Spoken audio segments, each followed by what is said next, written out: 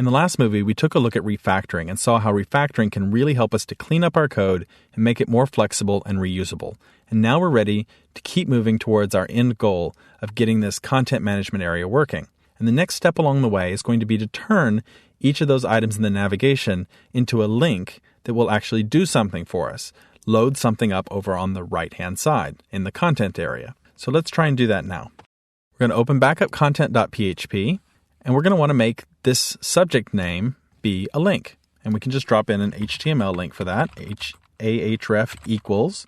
I'm going to use double quotes, but notice that because I'm actually inside a set of double quotes already, I'm going to need to escape both of those, just like I did before with pages right below there. And so now this will work as a link. It's a link that won't go anywhere, but it's a link. And we'll just need to put our ending tag at the end of it. And I'll put the same link. I'll just copy it and paste it down here to page because we want to do the exact same thing to our pages. So we could bring that up in our browser now, and they would be links that do nothing. They go nowhere. But what we want to have is a link that will reload the content page, but with a get variable that we can then pull down and use to populate what's over on the right. But we're reloading the content page. Keep that in mind. We're making a dynamic page that can be used over and over and over again. So let's go ahead and tell it that the reference for this page is going to be content.php. And let's do the same thing for pages. I'm going to go ahead and just space this out. So now what we want to do is send an attribute along with content.php. And we saw how to do that back when we talked about using links.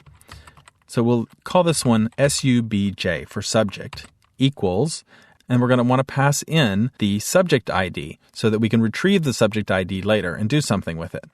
So let's go ahead. I see that I have subject ID right down here. So I'm just going to copy that and paste it right in there. Now jump to a new line. Don't let that worry you. We can always make a new space here if we need to. Remember that white space isn't significant in PHP. But I also noticed that there's a problem that came up, which is that now we have double quotes inside double quotes, and these aren't as easy to escape. Now I could change these into single tick marks like that, and that would certainly work for us. And that solves our problem right there. But I'm going to go ahead and do something else.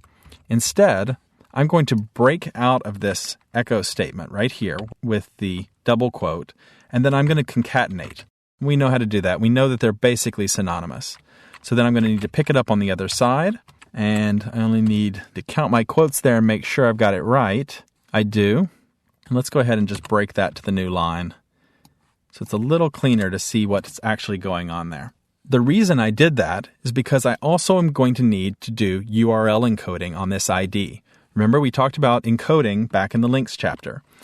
So we'll go ahead and apply URL encode to this value. Now, is it absolutely necessary for us to have URL encoding on this? I mean, we are in the staff area. We have already verified this person has a username and a password if they've gotten this far. But the thing is, we might end up reusing this code in a public area. So I'm going to go ahead and play it safe and be very vigilant all the time, just so that if this happens to come up and get pulled into the public area at some point, I don't have to worry and start looking for security holes then. I'm watching out for the security holes while I'm designing. So now let's do the same thing to page. We'll put page equals, and then we'll break our double quotes. Same thing, and instead I'll concatenate in URL encode, and this one's just going to be page with ID.